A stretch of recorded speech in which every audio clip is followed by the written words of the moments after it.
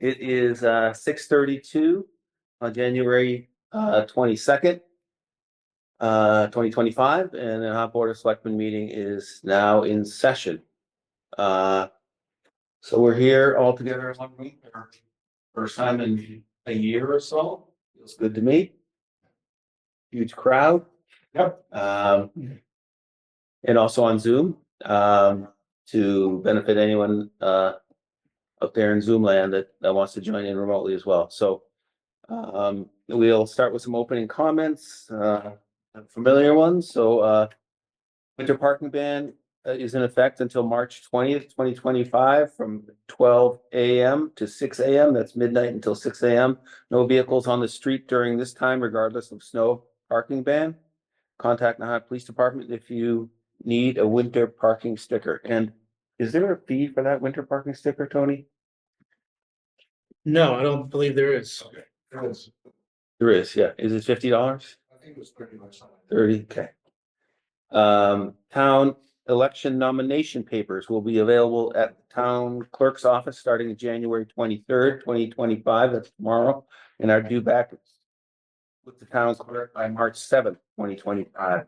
For a full list of open seats, visit the Nahant town election page at nahant.org.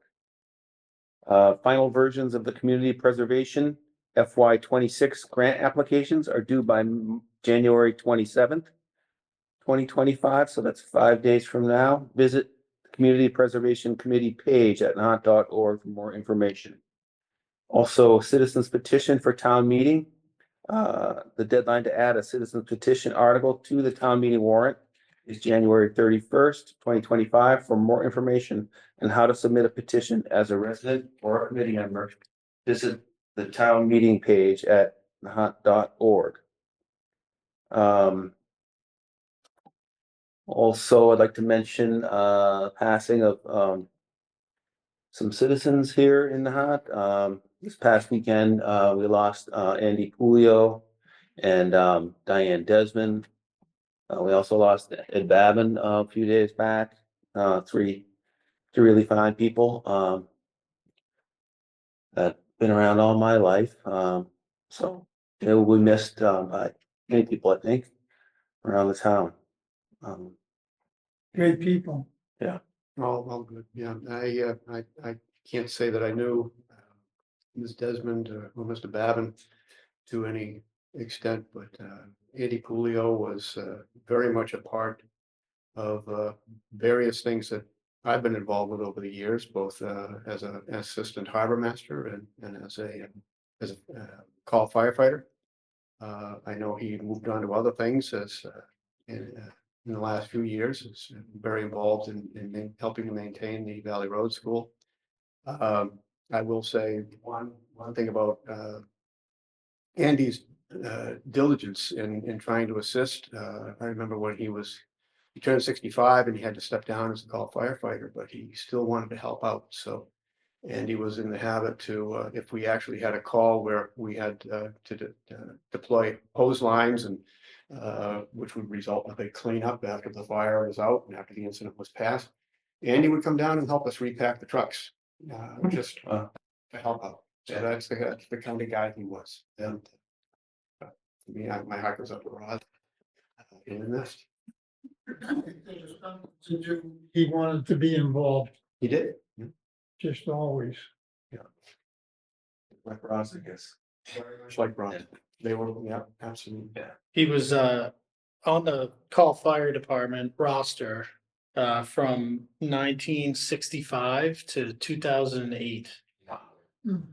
And Miss Desmond actually was the director of the Council on Aging for 5 years as well.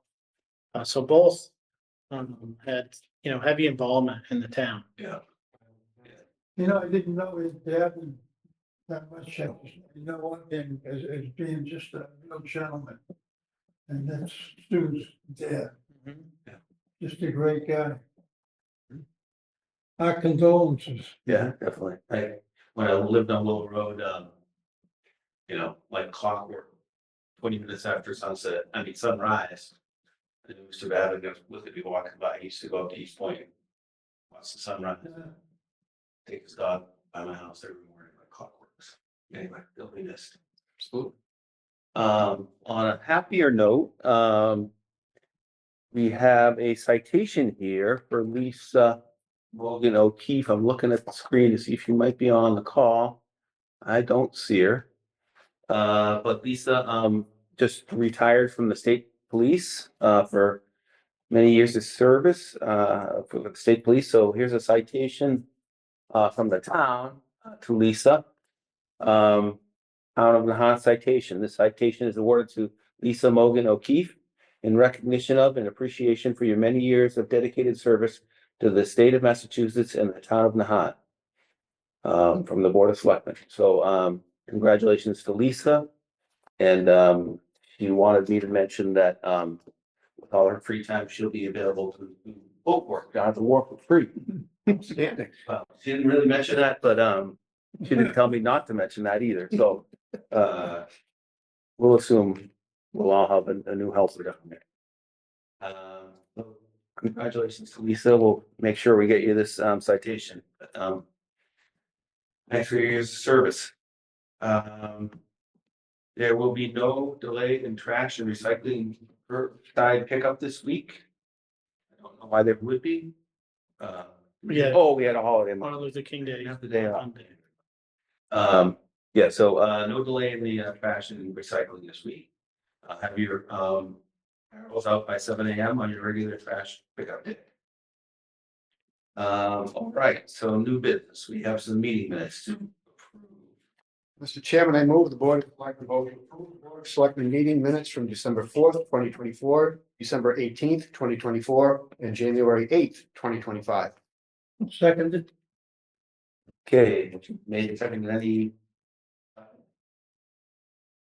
Hearing and seeing none, can vote, don't even have to roll call vote. You just say all those in favor. All those in favor? Aye. Aye. All right, that one passes. Unanimous. That is our only vote for this evening. So ongoing business, first item on the agenda is the MBTA 3A decision. So as a reminder to folks, the state passed this MBTA 3A requirement that requires all MBTA communities to have a certain number of multi or certain zoning for multifamily housing. And there's been a recent ruling with the state versus the town of Milton. And Dan, did you have kind of the overview? I do. There was a question as to whether section 3A was constitutional, which is to say, whenever you tell someone what they can or can't do with their land, it always raises issues. So when the legislature passed this pretty widespread requirement that every MBTA community, which is only 214, I think, something like that, they shall designate some district as a multifamily district. So that brought a lot of folks up in arms saying you can't tell us what to do with our own property in terms of a town perspective. We can zone. Zoning is by its nature, zoning is a local product. So the AG said, well, we have one example of a town that is going to fight us, which is to say, they're going to say, we're not doing this. Mhm. And that was the town of Milton. There's one of a few, but they're the sort of the ones that took the lead on this. The funny thing about this is the special town meeting of 2024, December, did pass, I think it was maybe November. It did pass a vote creating a new district that would have complied with section 3A or the guidelines that were in place at that time. In Milton. In Milton, Yeah. the special town meeting did that. Then pursuant to their charter, which we don't have that option, if we want to do this sort of thing, pursuant to their own town charter, they called for a referendum vote for the townwide folks to vote on it, not just the town meeting folks. So a few months later, it went to a townwide referendum. It lost overwhelmingly by like 8 percentage points or something like that. So then it nullified the special town meeting vote. So that put Milton in a situation where it was non-compliant. So the AG said, well, okay, you'll be our test case. So they sued the town of Milton and its building commissioner, basically saying you have to comply with section 3A of 40A, I think it is, And if you don't, we can make you do it, either through injunctions, through fines, or through calling a special master, which is pretty extreme. So they took this right to the SJC, which is a very unusual situation because typically you start a lawsuit in the lower courts. But in this particular case, they went to the SJC pursuant to the jurisdiction that they had, especially with this big question that's going to apply to most of the. And that was the AG's choice to go straight to the Yes, SJC? they could have gone to the Superior Court, but with a case like this, why not go right to the top, so to speak? So they did. Papers were filed. Summary judgment was, I don't know if it was a petition for summary judgment or maybe a motion to dismiss. Some sort of dispositive motion was filed. And the SJC agreed for the most part with the AG. They said, yes, this is a constitutional law. Section 3 is constitutional. It doesn't violate the state constitution. Number 2, yes, you have the power to enforce it. And that was a bit of a question because nowhere in Section 3 does it say, Attorney General's office, you have the power to enforce this. But the SJC implied that because they considered this particular law requiring a multifamily district as something that's in the public interest. And after all, that's what the AG is all about. It's a public interest. They're there to protect the folks of the Commonwealth. So the SJC said, yes, we know you're not specifically mentioned in Section 3, but we infer that you are given the authority to enforce it through the lawsuit like they were doing. So the SJC court said, yes, it's constitutional. Yes, you can enforce it. Now, here's where it kind of fell off the rails. You can't really enforce Section 3 unless you have the enabling regulations to do so, because that tells you what the specific terms in Section 3 mean, how to enforce it, and what deadlines are there. The SJC said the office that was obligated to create these regulations didn't do it right. At the HCL, the Housing Community EOHLC, one of the many acronyms in Housing and Livable Communities, there you go. Executive Office. They kind of dropped the ball. We won't go into how that happened, but it did. So the SJC said, well, yes, you can enforce this, but you have no tools to enforce it with. So yes, we're going to give you these high-reaching declarations, but as far as the particular town of Milton, you can't do anything against them because there's nothing that says they violated this law because there are no regulations to implement it. So as we sit here now, the building commissioner at Milton can still deny a permit for a multifamily unit or district, I should say, or building. So in order to cure that, the HCL office already created emergency regulations, submitted them to the Secretary of State. Now they're going to the public comment period. So it's only a matter of time, really, before the SJC says, okay, we have our rulings from the SJC. Now we have good regulations. Okay, who's going to test us now that we have this decision? But that's not for the future. That's not until a few months from now until that takes place. Here in Nahant, we're fine. We have our action plan filed timely. Our district compliance application isn't due until the end of the year, as I recall. So we're fine here. But that doesn't mean that we aren't faced with the spectacle of AG's office coming down on the town or any other town who refuses to comply. And that SJC didn't set the stage for that. The table is set, the stage is set, however you want to put it, for there to be a lawsuit in which the AG will get injunctions, fines, maybe even a special master. My expectation is it would start out as an injunction saying, you have 3 months to come up with something.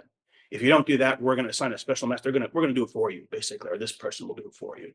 And if you continue to make trouble, so to speak, and become obstinate, we're going to fine you. And who knows what that will look like. But that is pretty extreme. I can't imagine it going getting that far. So that's it in a nutshell. You filed that for us. Yep. Is that alterable? I mean, it's that. At this point, right? I mean, it's. We didn't designate any multifamily zone. We said we have a plan to make a plan. This is essentially what that letter was. Okay. And now we're in a position that between now and December 31st, we have to execute a plan or risk. Whatever the state's Risk, yes, it's the AG taking action. So, is it correct? So the special master would be the tool the state would use to define what a town that doesn't approve this zoning, what their zoning would be? that wouldn't be an extreme measure, but yes, that's my expectation is that a special master would come in, do their analysis or whatever it might be, and say, okay, this is the best place to do it, to comply with the regulations and the statute. And I imagine they would either try to push it through a special meeting or maybe make it some special legislation, something along those lines. But that's an pretty extreme measure. I would be hard pressed to think a municipality gonna let that happen. I think they would first want to take it on their own and push it through town meeting in one form or another. So in a nutshell, state can't define our zoning, but they're telling us you have to vote on your local zoning, Nahant, and you have to vote the way we want you to vote. Well, you have to vote in compliance with the future regulations and the current statute. Whether that's how they want you to vote. It's not as if the agents say, well, we don't like this district. We want you to put it in another district. That would be pretty extreme. As long as we comply with the regulations, the future regulations. You know, in our case, a little bit dissimilar with Milton, because Milton has a representative town meeting, right? Right.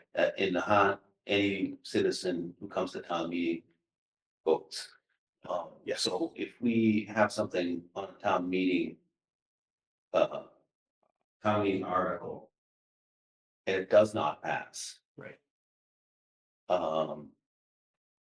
Yeah, Then describe what happens then. well, if it doesn't pass and the deadline passes, which is still much from now, the AG can do what they did with Milton. So, okay, we're gonna bring a suit in Suffolk.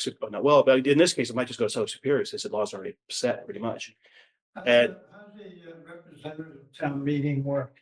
they have, instead of open town meeting, which is what we have, which, as you said, any registered voter, citizen can vote. Representative, they have their own sort of representatives per district. I think Swampscott's represent town meeting. So they don't like, not everyone in town can vote, but all their reps can. And I believe they run for their district, something along those lines.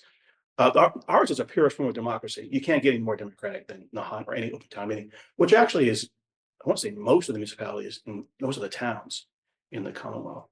So that's the difference. Hey, I know I've asked this before, thanks, Tony, but with all these housing directives, the affordable housing number, does that get met through any or all of them? Well, affordable housing and Section 3 are not related, but that's not to say you can't. I want to go off the rails here. They're not the same thing.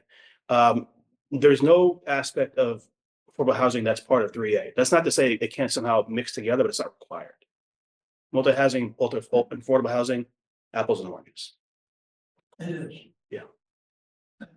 And that, this is good you brought that up, because a lot of people are confused about that. They think it's Yeah. one thing, it's entirely separate thing.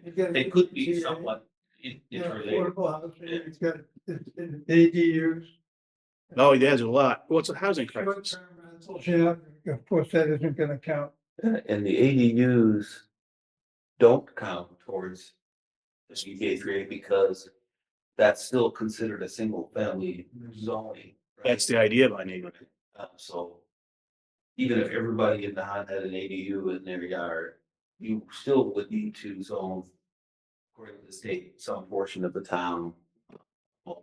Multifamily is defined as 3 or more dwellings in one parcel, not just 2. Like a 2-family wouldn't be multi-housing. It has to be 3. A larger departure. A larger, well, if you look at Bass Point, I mean, even though it's not zone multifamily, that is a lot of multifamily housing. Yeah.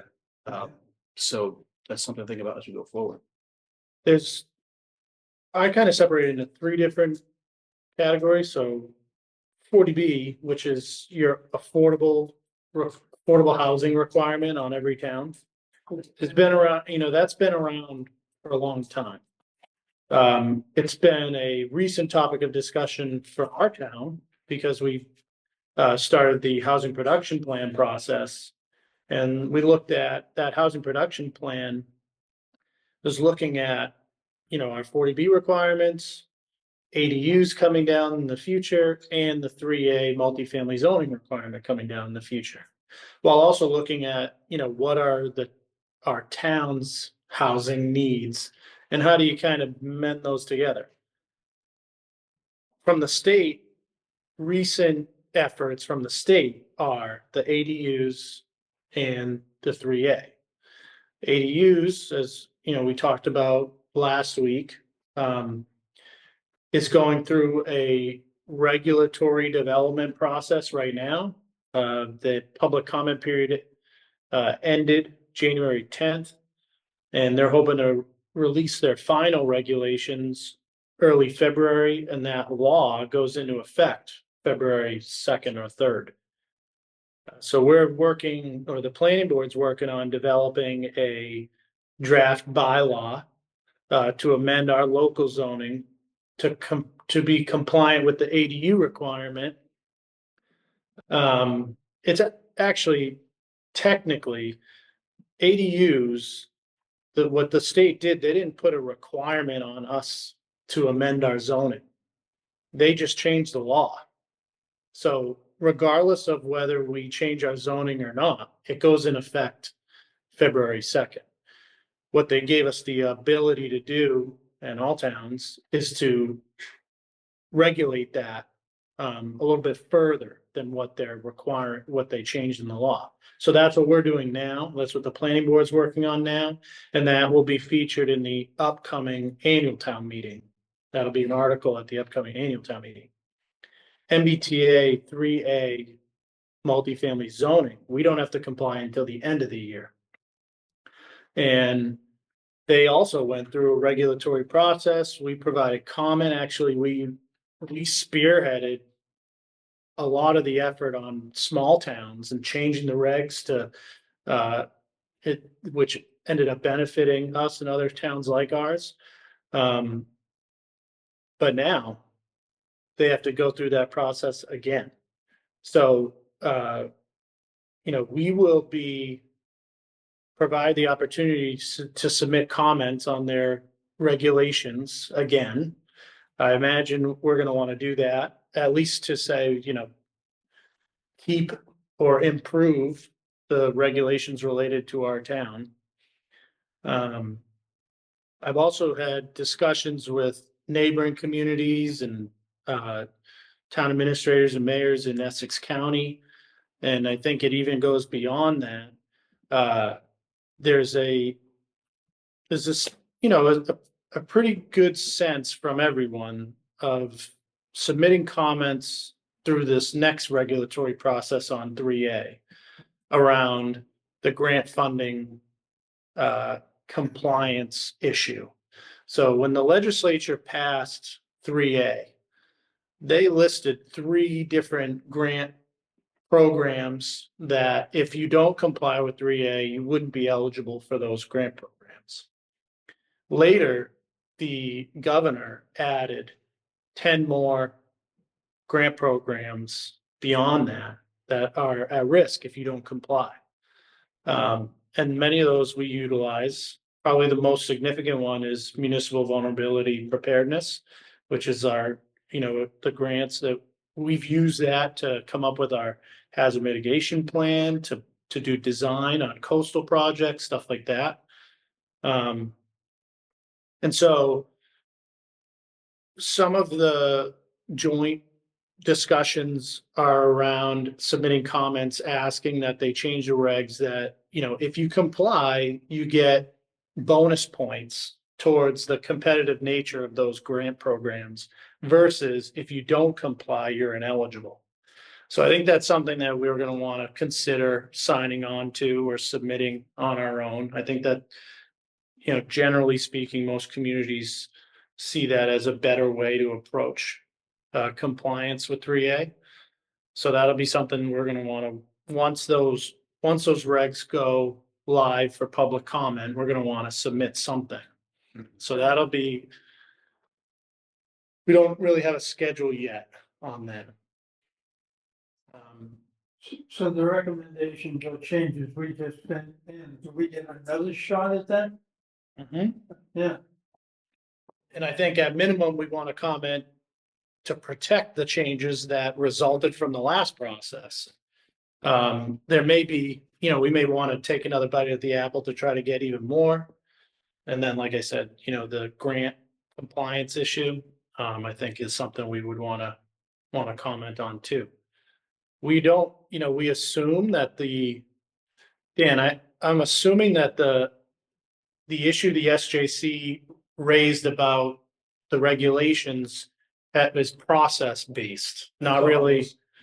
That's all it was, not content at all. They didn't say this is a bad one. They said you didn't follow the process, which is, the issue was in the statute, it calls them guidelines, which understandably is kind of ambiguous when you compare them to regulations. Guidelines are just what they sound like. They are guidelines. You don't really have to abide by them, but the SJC said, though, these are actually these are regulations. So you got to go through the Administrative Procedures Act to pass regulations and then lose public comment and whatnot. So, given that it's not content based, what the SJC ruled on the regs, it's reasonable to assume that the same regs is what they'll publish.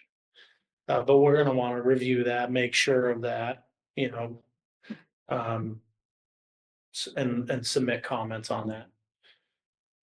Yeah, it'd be interesting to see how receptive the state is to changing what already exists, or if they're receptive at all, because in light of the fact that, Milton certainly isn't the only town that has voted to not comply with this Marblehead, as just last week Needham did. So Dan, that 10% on the, that 10% on the affordable housing, I keep getting back to that. That's it. Affordable housing is it. You can't have any adds to it. You can't bring anything else into it. The 3A. Send the question. Affordable housing, we have to meet what? Yes, I have a question about the town. Well, what we saying, Gene, about the 10%? I was talking about that 10% that we have to get, can we use 3A on it? Can we use ADUs? We said no. ADUs, yeah, no, well, no, 3A, they can overlap, but there's no requirement. It's not as if you have, the 3A doesn't have anything to do directly with affordable housing. It's only multifamily dwelling units. That's not to say there can't be a 48 project that includes multi and affordable housing. So they can overlap, but they don't have to. Yes. So you could say, okay, I'm gonna build a 3-family house here, and it's gonna be deeded affordable. But the whole property has to be deeded affordable. Yeah. But, that would be perhaps attractive to a developer. But suppose I bought 2 lots. They say, well, I bought these 2 single-family homes. I'm gonna take advantage of this MBTA zoning, I'm gonna put 2 3-families, and I'll designate them affordable. And of course, maybe they would collect less rent, but they might collect enough rent. Then there could be a scenario where the town, encourages that and we the housing stock. So are we gonna try this again? Or? Yeah. So the other element of the SJC case that's really concerning, where they're saying the court decided, yes, you can sue on these merits, however, not until you finish your regulations, is that element of not being able to enforce your local zoning. Yeah. So when we've talked in the past about 40B compliance, and we've talked about how, if we don't comply, that an affordable housing unit could, development could propose, come in for an application, a building permit, and they can surpass zoning because we don't meet our compliance. A lot of that, part of that discussion was, well, it's been around for so long and it doesn't seem like it's worth, economically, it doesn't seem to be worth the effort when you have, that type of development is required to include some sort of affordable element to it. With 3A, there is no affordable element to it. So you're talking about if that relief that the AG is seeking on Milton can be applied to other communities that don't comply, like the town of Nahant, if we didn't. There's a possibility that development, multifamily developments that have no affordability element to them, so luxury condos, things like that, could come, submit for a building permit in Nahant, and we wouldn't be able to force against it. So that, For a 3-family. Right. or more, Yeah. right? So a lot of we have something about 420 multifamily units in town. How many of those are, 3 families versus, larger, like something like Bass Point Apartments or Edge Hill or Rockledge or, those places. I'm not sure how it splits up there. And our requirement is to zone for 84 units. So those multifamily properties that exist in Nahant today, they are, in some way, they're kind of frozen. They're grandfathered in. They're pre-existing, non-conforming. They can't really expand. They can't add to what they have currently. But if this, relief that the AG is seeking on Milton could apply to us, that gives them the opportunity to do that. Or new development to be built. So it's that's significant concern for, town's ability to, manage that type of added inventory of housing, the characters of our community. And then there's the grant piece. If we don't, we rely heavily on those grants. So from a town administrative perspective, looking forward at, our finances, our challenges, and everything we try to balance as a group. Those 2 risks of non-compliance are, significant, I think. And we have until the end of the year to comply. We're talking about doing a special town meeting late fall, early winter, end of the year. But it's going to take time for us to develop this plan and figure out, what solution we want to present to the town to vote on. And, I don't know I was talking with Rob earlier today, I don't really know what that solution is. I'm not advocating one way or the other. But I do think, and I mention it later in my state of the town, I think it's important that we, start having these discussions and start going through this process, because before you know it, annual town meeting will be over. We'll be getting into the summer months. And then before you know it, the fall and the winter will be here. And, you really don't want this type of vote, this type of discussion. We've seen in other towns how it's gone. How votes have been determined, and the public process element of planning for that is really important. You don't want to be a couple months out just starting to talk about it. So I think it's really important for us to take a close look at it. What's the definition of affordable housing? Well, so there's you have an SHI inventory. It's Killing me with all those. yeah, I know. Something housing inventory. Something housing, yes, subsidized housing inventory, right? So based on a formula, you have to have a certain number of units, based on the total number of units in your community, be deed restricted. Yeah, 10% of those to be deed restricted as affordable housing units in perpetuity. They will always remain as affordable housing units. There's another way to comply with 40B with general land area formula. We've looked at that too. Yes, yeah. So yeah, as Josh was saying, there's possible opportunity to comply with 3A and attempt to make progress or comply with 40B in like the same effort.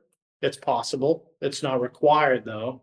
3A doesn't require you to include affordable housing in that. Where does, it's a crazy question, where does Bass Point Apartments sit in all this? Do they qualify to any of the?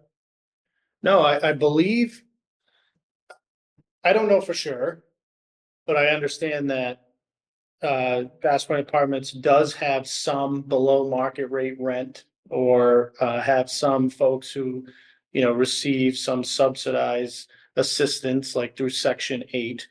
But they're not deed restricted units. So they don't count towards SHI, similar to, the Coast Guard housing. When we were renting it, we rented it below market rate. So it was affordable in nature, but did not count towards SHI because it wasn't deed restricted property. Okay. The only housing in Nahant that currently complies is that controlled by the housing authority. There's no other housing in town that beats the SHI.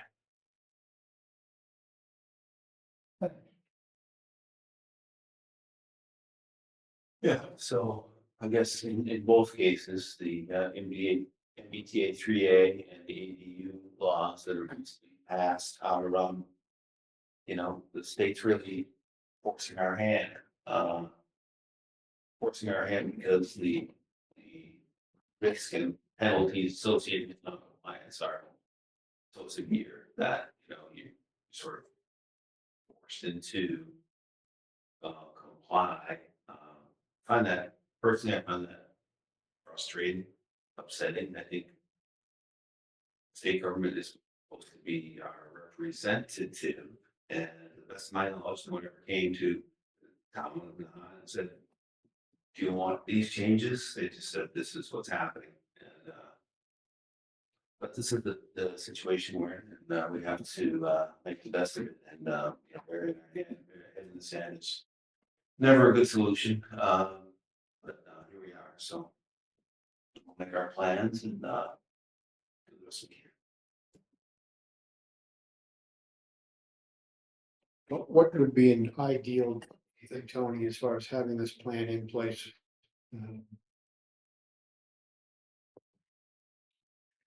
Talking about end of August or what do you think? What should we target? So, the way that we talked about that process when we were going through the housing production plan process was that, you would start by looking at the entire town and kind of think of like layers of a map where you identify where existing multifamily units are that are not zoned as multifamily. There's a couple elements in the state law that prohibits certain types of area from being zoned to comply with this. So you strike those out too. You strike those out. And then you kind of look at, if depending on what the approach, the desire of the town is look at, where they exist today. And is there, do you want to rezone those areas? And the law allows you to rezone it somewhat specifically too. So if you look at, for example, Bass Point Apartments, they're 2-story, I think, or 3-story, 4 units in each building. Call it 20 building. I don't know how many buildings there are. But I believe the law allows us to restrict it to, X number of stories, X number of buildings, X number of units in that area. So you can get pretty specific to what's already existing and just zone it properly. Once you get through that process, that deciding how you want to approach it has to be a public discussion, a lot of public meetings. And then where you ultimately, are targeting, I think there's even more, grassroots effort of public participation with those neighborhoods to make sure they are aware of what is, being proposed. So that, it's hard to give you a target date because there's so much involved. Yeah, that's what I'm afraid of, is that there can be so much involved, and I just feel that we need some way to judge if we're going to make it in time or not. There's another logistical element. we could have a well-attended town meeting on this issue. Attendance levels that we can't handle inside the town hall. Or if we were to do the town meeting at the school between two different locations, like the CAF and the gym. Or we could go outside for it like we've done in the past. But, we don't want to be outside in December, having this meeting. So there are some logistical elements to consider too. I could see it being a very well-attended meeting. Absolutely. And so that kind of pushes our target date to late fall versus end of the year. And so you kind of work your way back from that. Yeah, it's a good point. Maybe you should pick a date like September where we think it's gonna be huge, we can still go outside of Flash Road like we did during COVID. I'll say right now, I like what Tony just outlined of taking advantage of the already existing multifamily sites in town. Now, that doesn't preclude the town from voting on multifamily districts somewhere else at sometime in the future. There could be time in the future where the town says, you know what, we really need more multifamily housing. And that is not what we're looking at here. We're looking at situations where the state is that thou shalt have multifamily zoning. And so for that reason, I would prefer to take advantage of, the previously existing multifamily sites and, do something like that. So we're not changing the character of the town as it exists now. Doesn't mean we couldn't, if it was the townspeople's desire to do that sometime in the future. But that's what you're saying. So is it conceivable to have more than one plan as we go into the town meeting to make this decision? Plan A possibly being the skinniest, most direct path to achieving compliance. Plan B being something a little more robust, where we're bringing in 40B or something like that, those lines. And that way, obviously the town can decide how deep we want to go, but at the same time, we've got the direct route that will get us to compliance, which is really the bullseye on the target for me. And I'd love to see this built out. I know it will be at some point. But right now,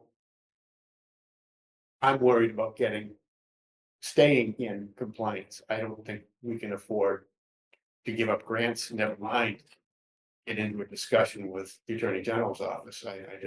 I don't think we need to do that, and I hope we don't. And in the near term, as you suggested, Tony, we should take advantage of the comment period, and the comments that the town put in, that Nahant put in, were at least in part responsible for some changes that really helped out Nahant. Nahant's requirements are a lot less onerous than many other towns, so Nahant is designated as a small adjacent community. And so with that designation, our requirement, I think it's 5% of our housing stock or 5% of our total land. I can't remember. 5% of our total housing units. Okay, and as compared to Milton, which I think was as a I think ski thing there. rapid transit community, I think. And by the way, this does not come with comes with some sticks, meaning punishment if you don't comply, but it doesn't come with any reward such as infrastructure help for the fact that, your population may have just increased by, in the case of the maybe it's only 5%, in the case of Milton. It's 25%, so, you could be talking about a new school, So, unfortunately, it doesn't come with any, compensation for those infrastructure. It's, Looking at the skinny version, I think we've talked about 84 units. So, yeah, 84 units. I think there was a town, back to your question, I think there was a town or two that went to town meeting with two separate articles. You know, two separate approaches. And let people kind of decide, like, here's your base compliance, here's a little bit more, here's, you know, a different way of complying. You know, I think, you know, I think there are some options, probably not many, but, you know, like Bass Point Apartments, for example, because of how many units they have already. Offers a solution of, you know, just doing it, just zoning, you know, one part of town, one specific area that already has it, and you would meet your 84. I believe, you know, we have to double check, but I believe that would meet it. Yeah. But there's also, you know, the alternative of spreading it around, so it's not all in one, focused on one spot. But again, you're able to restrict it. I believe you're able to restrict it pretty close, you know, pretty strict to where you're zoning it based on like what is already existing. So you're not, the 3A zoning doesn't require development. Just requires zoning. So we happen to be in a situation where we have you know, 4 times the amount of multifamily units than we need to comply. They're just not zoned as multifamily districts. So there's certainly some, you know, I guess low-hanging fruit that you can pick at to try to come up with a compliance plan that doesn't drastically change the characteristics of the town. But as we mentioned, there's also opportunity to use this as a way to maybe add affordable housing and, you know, try to help with our compliance issues on that as well. There's also housing needs of the town, you know, of senior housing, veteran housing, things like that. You could try to incorporate that. So that's where like the public process, the public discussion is going to be really important. And like I said, time's going to fly by.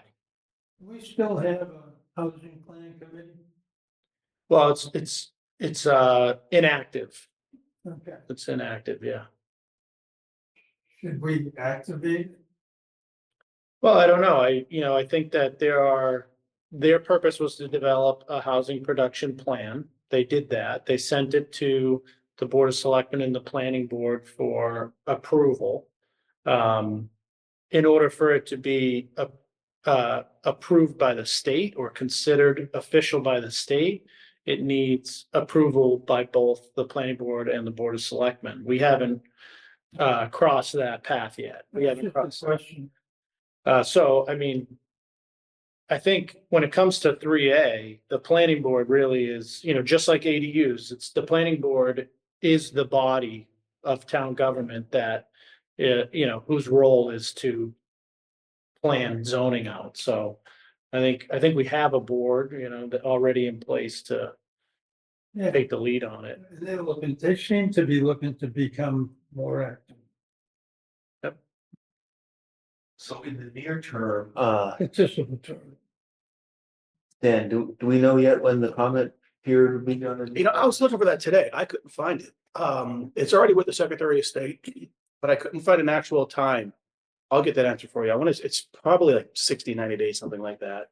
I'll try to find it now. Started yet, though, right? Oh, no, they've already submitted it. I believe that clock is ticking, Okay, but I can find out for All right. sure.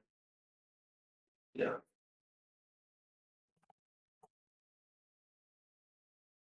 All right, so to recap, we'll have to get our comments in, but while comment period's open and figure out what we want to put on a coming article sometime in the fall. Perhaps, September, October. yeah, perhaps have 2 options, sort of the bare minimum that takes advantage of the sites of that's going.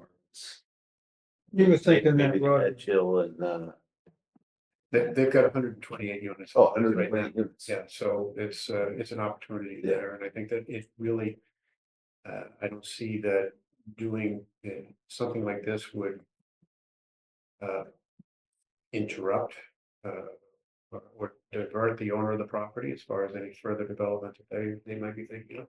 So, yeah, I think it's an opportunity we should look at. Yeah. We have an existing contract and grant funding for technical assistance as well.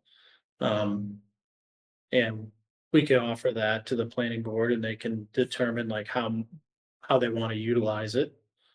But whereas we have somewhat of a simpler approach, I don't see it to be, I don't think it has to be as,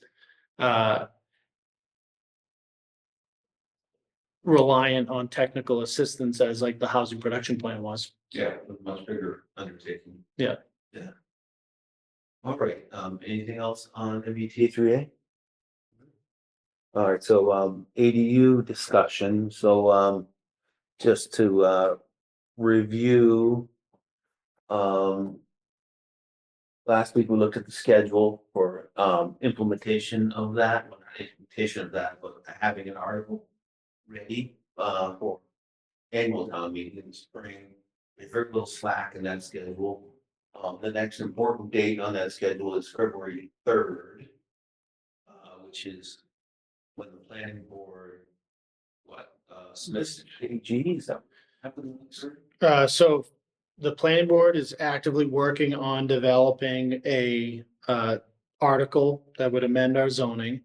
The goal is to have it, 90% of the way there by February 3rd, or when the regs are finalized. And once those regs are finalized, there's a little bit of a review of making sure that the draft article they produce is compliant with the final regs that get published. And then initiate their process of reviewing local zoning articles that are before town meeting. Simultaneously, we send that draft article to the AG for preliminary review. If the AG says this looks great, we just carry on the same path. If they say, no, there's some compliance issues with the regs based on what you wrote, then we'd have to take that up on the floor at town meeting at that point. We have to amend at town meeting. Yeah. Unfortunately, there's no other way to do it. Yeah, so we all have the draft that the planning board has sent to us. I think it looks pretty good, good starting point for sure. But we should get all our comments. Review that, get all our comments into the planning board. By, well, obviously it has to be before February 3rd. So we should give it to them on the evening of February 2nd. We should, let's pick a date, so. Do we have a joint meeting scheduled? We don't right now. We should, maybe we can agree to get everything to them by January 31st, let's say. Any comments that we have? Question for Dan? Are we gonna pull that together in a meeting, or are we going to do that individually and submit them to Tony and Tony onto the planning board? Yeah, you can probably make sense to go through you, Tony, so that maybe like, if all three of us have the same comment, and we're getting that. Yeah, I can compile them into one document and share it send it to the planning board. And then if there's like conflicting requests from two of us, you can reach out to each of us and sort it out. Sounds good. Another question, I think this is for Dan, as far as a skinny version of changing the zoning bylaw with respect to ADUs. Where you have a very broad plan as the planning board has been drafting. But if we were to look at it from a bare minimum, in order to adopt this, do we have to do much more than change our table of use and add the definition of ADU as prescribed by the state? We don't have to, but I think we may want to gain some control over it because as Tony and I discussed, there's a bit of ambiguity in the current version of the law that says, that seems to indicate we can limit it to just one per parcel. That's a discussion. And there are some aspects of the protected ADU that we can control. As long as it doesn't go too far beyond or much far beyond at all, the single family housing sort of requirements, setbacks and height and things like that. But for example, the protected use ADUs can only be 900 square feet. Yeah. So we can set a bylaw that says 901 square feet prohibited, period. So yeah, we have some control over what is not protected, and that's where these regular bylaws would come in. So so no, we don't really have to do anything, but if we want to, avoid proliferation of things coming to town, then we want to do something. But to add to your question, and I'll talk about it with the planning board too. It's really for them, but we don't necessarily have to create a whole new section of our zoning specifically to ADU. Really what we need to do is include ADU into our existing zoning. And whereas most of it, where the regs are pretty clear that you have to be consistent with single family zoning. I think what you were getting at was, is it possible that you add a definition, you change the table of use chart so that ADUs are filtered into everywhere in our current zoning that talks about single family dimensional requirements, things like that. And then maybe we need to add a couple extra pieces about short-term rental, utilities, parking. But is it, can you approach it that way, or do you have to, I mean, I guess it's probably up to us, right? But It is, and the state does that all the time, where they'll pass a suite of adjustments or amendments to statutes that actually picks and chooses between a bunch of different chapters. So they're not creating a new chapter, a new section. The Mass Municipal Modernization Act did that, where they had like 10 different chapters, and they just poked and made some changes within those 10 without creating a brand new one. So we certainly can do that, sure. That's one of our And then options. one of the comments that we submitted to the state with their regs is asking for clarification on, what minimum compliance looks like in the terms of, are we state law? Dan, you can help me out here. The state law seems to be more clear in that the protected ADU, when conforming, is allowed by right. And then it talks about if you were to allow more than the protected ADU, how you would do that. You shall require a special permit, Right. but there's a big if there. The regs kind of say it differently, where it almost sounds like you have to include additional ADUs on top of the protected ADU, and this is how you do it. But what we're seeking clarification on is, can we just add the protected ADU? Do we have to add a process and regulations for ADUs beyond that? You saying a separate bylaw? Well, it would be part of the same zoning article, but really, like, the important part, I think, that we want clarification from the state on is the law only applies to the protected ADU having that by right status when it's conforming. So if we just change our zoning to include that, we would be compliant with state law. Versus also having to add in some sort of regulation and process for ADUs that are not protected or don't meet the protected definition. If that's the case. Would it work if you separated the two, if you had it, you continued on with your regular zoning bylaw, but you also had a separate bylaw for ADUs? Where we're going to be doing so much with it. That's what I was asking is, well, there's not, yeah, that's what I'm asking Dan is, do we have to, are we? I think it's up to us. Yeah. You can approach it two different ways. You can create a separate section specific for ADUs and repeat a lot of the same dimensional requirements and, why, but why repeat it all that? Well, think of yourself as somebody that's looking at doing an ADU. The simplicity to that would be to go to that particular bylaw and make life easy and how do you orchestrate. Well, the state's already defined, and offered all the I think most of the guidelines we would need as far as the protected ADU.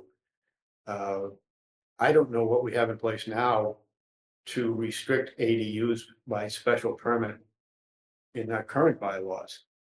But I don't see a whole lot of people coming into town asking if they can build ADUs. We might see a change in that because of the protected status. I think that's what we're really dealing with. How would that change it? The protected, basically what we're saying, the state has said 900 square feet, you must have no more strict regulations for the protected ADU than you would have for a single family residence, that sort of thing. That's why I'm saying that I don't feel like we're getting that far away from our existing bylaws just by saying, okay, well, state says we gotta have it, so that's it. Yeah, I don't think the state's intent was to require towns to have a special permit process for non-protected ADUs. I think the intent was to allow protected ADUs to be allowed by right. Yeah.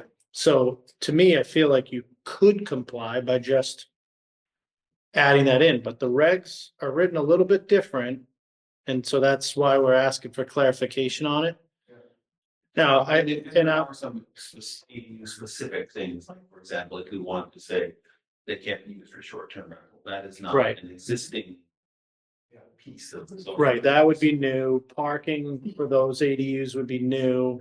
Utility connection would be new. What about the two units? And additionally, I mean, is that something we want to regulate? Well, that's first, the question for me is, are we required to include that or not? Then the second question is, do you want to add that element to zoning or not? That's first I want to know is, are we required to, and then do we want to? So we're unfortunately, we're not gonna get, if we get answers to that, we're not gonna get it until February 3rd. So. I believe that, some of the concern that people have around town is that is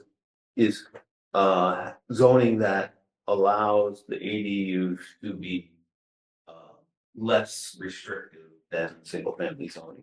So in other words, we have 10-foot setbacks on each side and 20 foot in the back. And, I think there's concern that, about not preserving those setbacks or floor area ratios, things like that. But what really does protected use mean? Well, it really just means, I think it just means the state said you can build ADUs. Up to 900 square feet, you get one. Yeah, and you get one. There's two definitions. One is an ADU, accessory dwelling unit, and that gives us the footage. And the protected portion actually talks about more than one. So one protected, when I say protected use ADU, it means one ADU on a lot. Once you go beyond that, that's where we add much more discretion as to how we can control them. But it's only, is it true that it's only protected because this ADU law came into? Absolutely. Yeah. That's what it's about, protecting this. As far as the multiple ADU concern, I really question if that's an issue for anything more than people who might have an ADU on their property already and want to take advantage of this law to build a second, not necessarily start a chain of. Right. My concern about ADUs from a CFO perspective is the tax revenue that can be drawn from the ADUs is outpaced by the potential cost impacts by the development of ADUs because of Proposition 2.5. So you do get some new growth when an ADU is built in that 1 year, but you're still capped every year by 2.5% each year going after that. And when I look at, we're looking at putting together the budget, looking at 5-year plans, financial forecasting, like all the stressors financially on the town's budget. Whether you're talking about school, whether you're talking about emergency response, we still only have 2 full-time firefighters working, a shift at a time. If they're on a medical call, outside of the town, we don't have anyone else inside town, so unfortunately, the more people that live in town, the more services you have to provide, the more costs that come with that. And when the cost impacts are outpacing the revenue impact, it's definitely concerning. Do we have a position on non-conforming lots and their ability to add an ADU? Do we ever say that again? Yeah. Sorry. Yeah, that, we talked about that because What was the question again? The ability to add an ADU on a non-conforming lot. Which is like 60% of the lots. Yeah, 65, I think. Basically putting an ADU on a small lot, exactly. like 30 Emerald Road, putting an ADU. If you could shoehorn something in there. Well, I think in speaking with the building inspector, existing lots are grandfathered in as buildable lots, even though they're less than 10,000 square feet. However, your setbacks, you still have to comply with the setbacks, you still have to comply with floor area ratio, you still have to comply with lot coverage if you're building something new. So if you were proposing a ADU that meets the definition of 900 square feet or less, has its own entryway, all those elements of what qualifies as an ADU, it still is only by right if you are not adding a non-conformity to the lot. So if your proposal is to be further into a setback or surpass lot coverage or floor area ratio, it would trigger a special permit. It's under section 7.700 of the bylaws and section 5 of the zoning act. Now that's more specific to an ADU a proposed ADU that involves construction beyond the primary structure. Obviously, if you're converting a basement or an attic, you don't need a special permit for that. You're not adding a nonconformity. The way I look at it is simply put, if it meets the definition and it's not adding a nonconformity, the law says it shall be allowed by right. If it meets the definition and it is adding a nonconformity, we have the right to treat it the same way we do single family housing, single family zoning, and it would require a special permit. Okay, good, thank you. Is that a fair, simplified? Sure, that's close enough. Close enough. When you talk about single family homes, it gets kind of funny, but that's the gist of it. Yeah, I like this town meeting style. Yeah. Yeah. Yeah. I wish it was a little warmer. Yeah. Open that window if you, it gets hot in here. You're sure. All right, so for ADUs, we have the draft from the planning board. Let's get our comments into them by the 30th or via Tony. And then part of that should be thinking about what Tony suggested. Do we want it to have be a standalone chunk of the zoning bylaws or integrated into the existing chapters? It's no those things, so I guess that's it on ADUs. Anything else? I think it's a good start. Yeah. Thanks to the planning board for making a good start at Next on the agenda is the Coast Guard housing update. What do you have for us, Tony? So the second offering is live.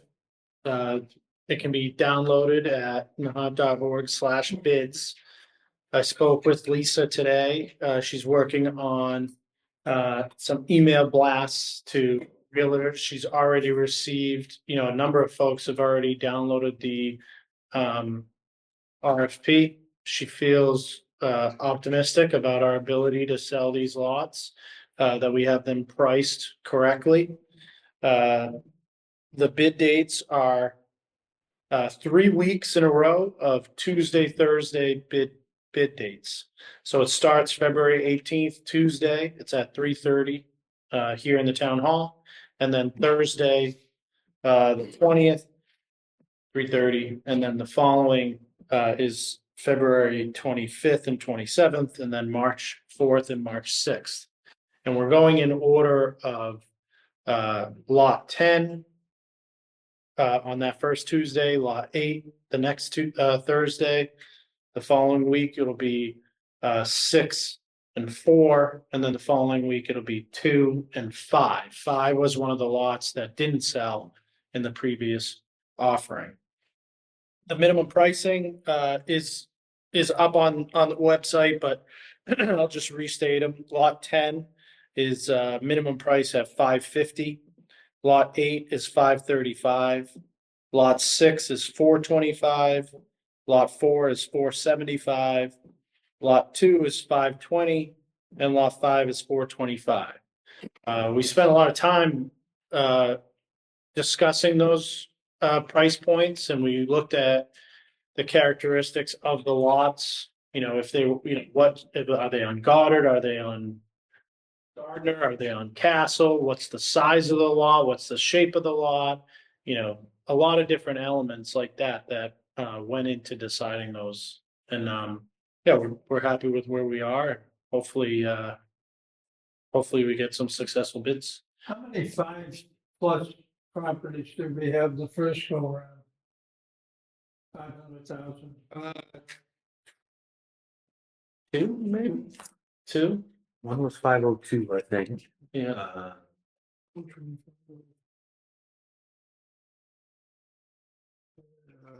That is also on Nahant.org. The results of those bids are on there. Back on MLS? Yeah, they're on the list. So we got 0.4 million total, roughly. 5 by 5, so they averaged 480. That helps you. Thank you.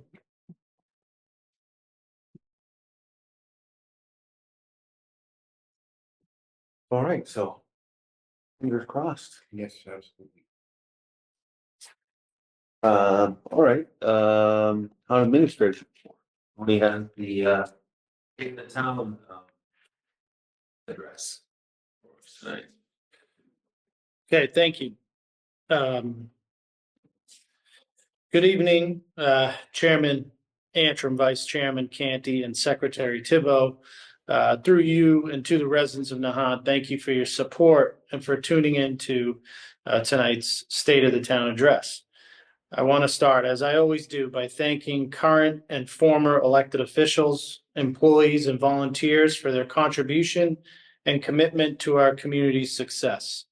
Our town is extremely blessed to have so many talented people contributing to the successful accomplishment of our goals. Our elected officials and appointed volunteers on the many committees and boards who do not get paid for their time or might get $1, dedicate countless hours of their own time to work on so many important issues before our town. The work they do is hard to quantify. However, it is impossible for our town to be where it is today without their dedication. I want to thank you all, and please know that you have played an integral role in the accomplishments that I'm about to mention. To the employees of Nahant, thank you for your daily commitment to serving the residents of this community. Through difficult times, you step forward and oftentimes work extra hours away from your families for the benefit of our town. We collectively are committed to providing services that treat our residents with respect, honesty, and responsiveness. I thank you for conducting yourselves with those three values in mind. It is because of your efforts and your input that we have accomplished so many great things over the past 6.5 years. To the residents of Nahant, I want you to know that those are our priorities as employees. We work very hard to do what's best and what's right for this community. It's important to us that you feel welcomed, that you feel heard, and that you know we care about Nahant just like you. Our community faces many challenges, and our job is to navigate those challenges in a way that balances our needs, our wants, and the character of our town. Fortunately, our financial ability to accomplish everything we desire is limited, and we know that many residents face the same challenge in their daily life. That is why we put a tremendous amount of effort of living within our means. Our primary financial goal is to find ways to improve our services without adding additional costs to our residents. Through that effort, we have been able to keep our residential tax rate stable. And in fiscal year 24, we had the fourth lowest residential tax rate in Essex County at $9.07. By prioritizing certain financial policies, we have solidified the town's bond rating and at the highest possible position for a town our size. This allows us to secure lower interest rates for borrowing needs in the future, which will save hundreds of thousands of dollars over time. We have steadily increased our stabilization account by 1,051% from about $93,000 in 2018 to about 1.1 million today, surpassing the DOR minimum standard of 5% of our total budget, and for the first time in town history, surpassing the $1 million mark. Similarly, we have invested in our post-employment benefits fund, increasing it by 5,021% from only $3,000 in 2018 to over $153,000 today. Additionally, each year we have paid down debt above and beyond our minimum required payments in order to reduce our principal balances as quickly as possible. In fiscal year 25, we allocated $200,000 above what was required to fund our debt. Most importantly, these efforts, along with one-time capital projects, have been funded appropriately with free cash dollars, just as the Department of Revenue recommended in 2015. Since 2018, through the efforts of our elected officials, volunteers, and employees, past and present, we have secured $8.3 million in federal, state, and local grants to fund programs and projects throughout Nahant. This includes over $135,000 in coastal resilience grants, $427,000 in green community grants, and $837,000 in public safety grants. And I'm happy to announce that we have been notified this week that the town has been awarded a $3.5 million matching grant through FEMA's Hazard Mitigation Grant Program. This grant will be used for the design and construction of increased coastal protection to Short Beach, our most vulnerable coastal property.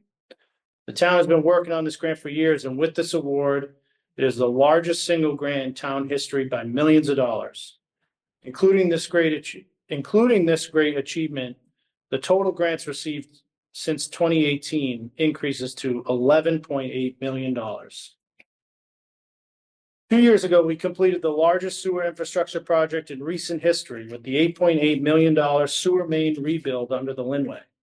In the past year, we have made significant progress and are nearing completion on 2 additional sewer infrastructure projects valued at about $7 million combined.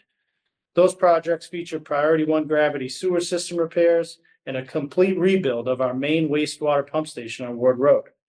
Due to the support of the Board of Selectmen, the Advisory and Finance Committee, and our residents, all of these projects are funded through the State Revolving Fund, which provides us long-term borrowing at below market interest rates. In 2024, after years of discussion, advocating, studying, and designing, we completed the most significant stormwater improvement project in recent town history.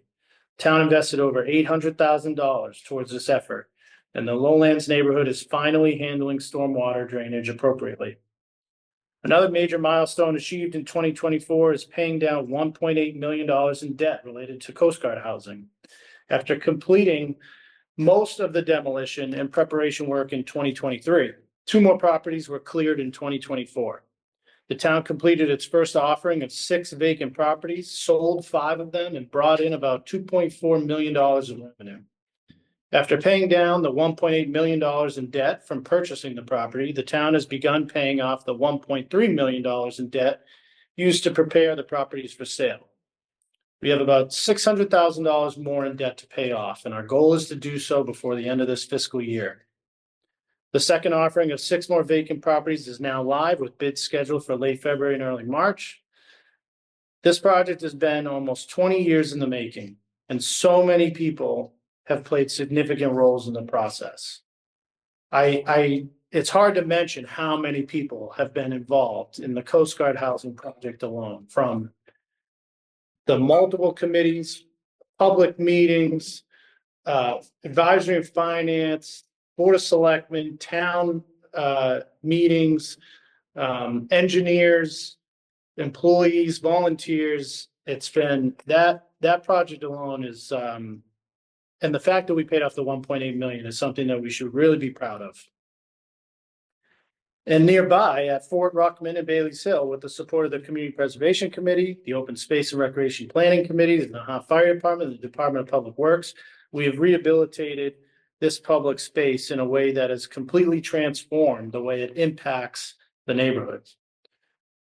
2 of my favorite events in the past year featured the unveiling of the town's first beach wheelchair, improving access to town beaches for those with mobility and limitations, and the dedication of the PFC James J. Devereaux Jr. Memorial Square on Veterans Day. And one of my proudest moments in 2024 was seeing the American Legion and the Nahant Fire Department come together with the Board of Selectmen to create the Benson Fund and the Get Alarmed program. So far, due to generous donations and match funding from the town, this program is funded at no cost to residents. 15 home safety inspections, 62 smoke detectors installed, 31 carbon monoxide detectors installed, and we have 17 additional houses in the pipeline. All of these things and many more that I did not mention happened because of collaboration. They happened because we came together as a community and moved in the same direction as a team. Over the next year, we have to continue those efforts. Looking at the upcoming fiscal year budget, we face significant financial challenges to develop a balanced budget. It is clear, like many of us experience in our personal lives, costs are rising at an alarming pace. Simply put, our primary source of revenue, residential real estate taxes, is restricted by Proposition 2.5. We have to do our due diligence to find ways to reduce expenses and increase our revenues. We have to continue to be aggressive, seeking grants that will help us accomplish those goals. In the upcoming year, we have multiple planning projects that are funded and need to be completed. Some of those include a public safety building study, the Flash Road Recreational Master Plan, and most importantly, due to compliance being required by the end of 2025, the MBTA 3A multifamily zoning issue. We've been looking to take on additional significant capital improvement projects, such as the Willow Road wastewater force main and stormwater improvements to White Way, Willow Road, and Bass Point Road. And we're hoping to complete the permitting process for 40 Steps Coastal Bank and Beach Renourishment Project as well. We have started discussing with the planning board a timeline to embark on a town master plan that is desperately in need of an update, and we hope to seek funding for that process later this year. In my opinion, MBTA 3A multifamily zoning is going to be one of the most important and time-consuming efforts this year, with an anticipated special town meeting in late fall to vote on including this requirement into our local zoning. Residents have to get involved in this discussion early and throughout the process because we have seen results in other communities. The grant funding that we heavily rely on to accomplish tasks without burdening our residents could be at risk if we do not attempt to comply. And further, the efforts the Attorney General has made to force compliance in communities like Milton that have not complied are concerning. We don't know yet what a possible compliance solution could look like, but we have to start having those conversations. Ultimately, it will be the decision of the voters. However, it is our responsibility to put forward a process of inclusion and discussion that presents a choice for residents to consider. The planning board will play an integral role in this effort, and with the support of the Board of Selectmen and I, we urge the process. We urge for progress on this issue. These are aggressive goals for the upcoming year, but recent accomplishments are proof that we can accomplish it together. And I again want to thank you all for helping to make Nahant the greatest it can be. I look forward to our continued progress.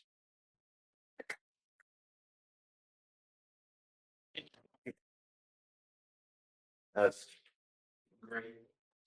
Summary.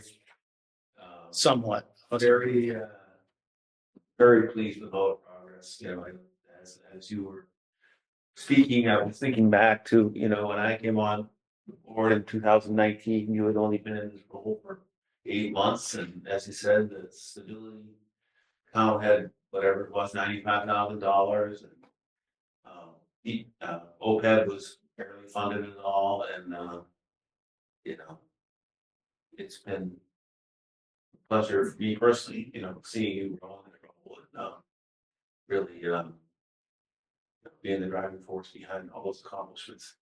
Good shape. And buried in that speech was something that nobody really knows about. Would you mind going back and reading about the recent short beach grant?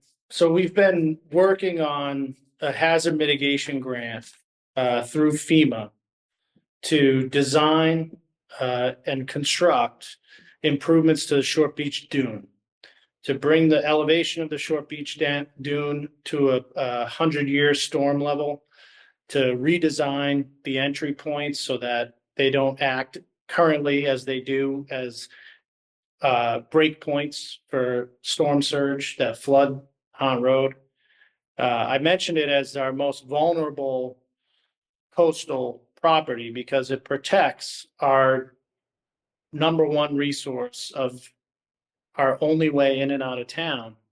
And that was one of our biggest points in this mitigation grant was when that road gets flooded, we don't have a way to respond to emergency calls in Little Nahant. We don't have a way to get people out of town if they need to get to a hospital. We can't get them out of Nahant to the mainland. We can't get resources in. And that's why it's so vital for that area to be protected. We've been working on this grant for, it seems like years. It is years. And we were notified this week that we are one of two. The other award is in Chicago. One of two in the country being funded under this grant, under this award phase for, it's a little over $3.5 million in matching money. That's at a 78% match. However, they've told us that once we get into the project, that 78% can climb to 90%. So that amount can actually even grow closer to $4 million. And like I said, it's the biggest grant I think we've ever gotten. I think it's by a lot.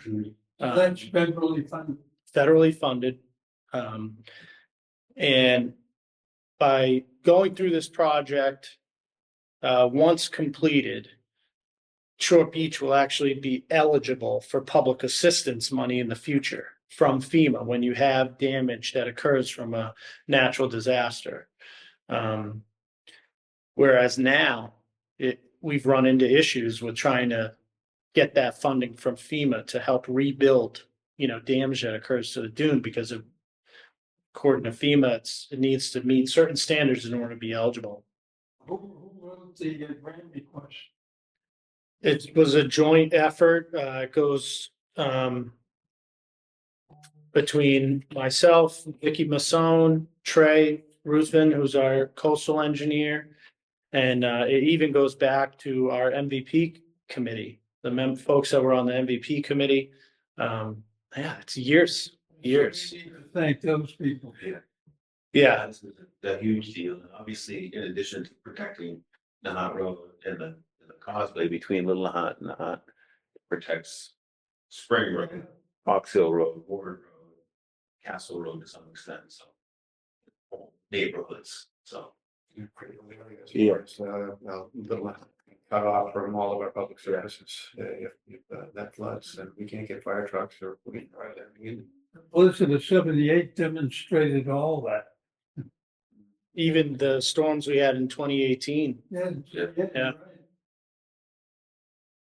Yeah, that's awesome. Went Yep. all the way around. It's, excellent demonstration of, what we've seen on a lot of these things is perseverance, Yeah. just staying after it. I mean, the Coast Guard housing was another one. It's like, wasn't easy, a lot of bumps in the road, but just keep pushing forward and. Maybe we could get a raise. I, it's, for, a sports metaphor, we are a small market team. We don't have the resources that many other communities have. We don't have the staff. We don't have a full-time planning department or full-time engineer. We don't have those things. But we are, performing well above our means, and that's hugely due to the amount of volunteers that dedicate their time, the employees that work extra hard. Like it is, I hope it came out clear in my state of the town that it is a team effort. It's where, we would not be able to accomplish the things that we've set out to accomplish in the time frame that we've been able to accomplish them. Wouldn't be possible without all those people working together, getting those grants to help offset our own, financial limitations. Like that's the name of the game for us and going forward. So it really is, I appreciate the kind words, but it's not just me. It's all of us. It's completely all of us. So. And we have challenges. We have challenges in front of us. We have, looking at the budget going into this year, like I said, we have significant costs, so we have to figure out how we're going to balance that budget and find ways to get it funded. I do think looking into the future beyond that with the Coast Guard housing development and that new growth and new tax revenue coming in will help us. But the costs of things just keep going up and the revenue is capped. So we have to keep finding ways to balance that out. Well, and not lost on me and on you either, I know, is, doing that in a way that maintains the character of our town, doing that in a way that allows people who are, we have a lot of retirees in this community that are on fixed budgets, so you don't want to just go to the override solution and try and ask or increase fees and seek more money from the residents. You want to try and find ways to do it without, adding burden to them. So that's the high level challenge of all of these things. Yeah, and the job Never ends. and but felt pretty good for a few minutes to listen to some of the accomplishments that was impressive. It truly was. Thank you. Thanks. Any other comments from the board? We move to citizen comment period. All right, so citizen comment. We're gonna start with Scott, who's been patiently waiting here. So before we'll get to the folks that are on Zoom, but Scott's here in person, so we'd like to hear from him first. Okay. Thank you for your time. So we usually, you're supposed to state your name and address, so, well, I only do. Yeah. Starter 27. And first I'd like to make a comment about something that said, and we'd like to avoid having so separate sections. It would be really great if we did. because my question involved, uh, the bylaws and definitions and, I will get to I sent you an email, I think you got those, I don't know if you remember what they were. But essentially, the bylaws are essentially, I had questions on, basically seven. Section 7. I wasn't expecting it this fast, so you don't mind, you don't mind. And I do believe. Say.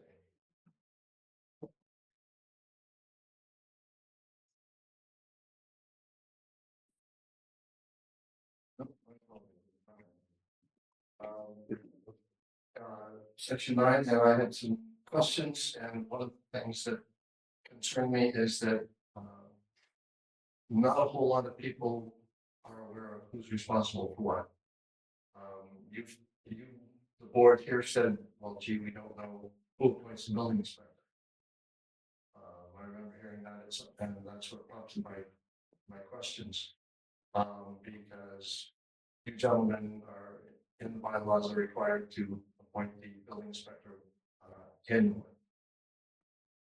And that means that, I heard, I'm not trying to place blame, I'm not trying to be a jerk. Like I said, I'm not trying to be, it just happens naturally.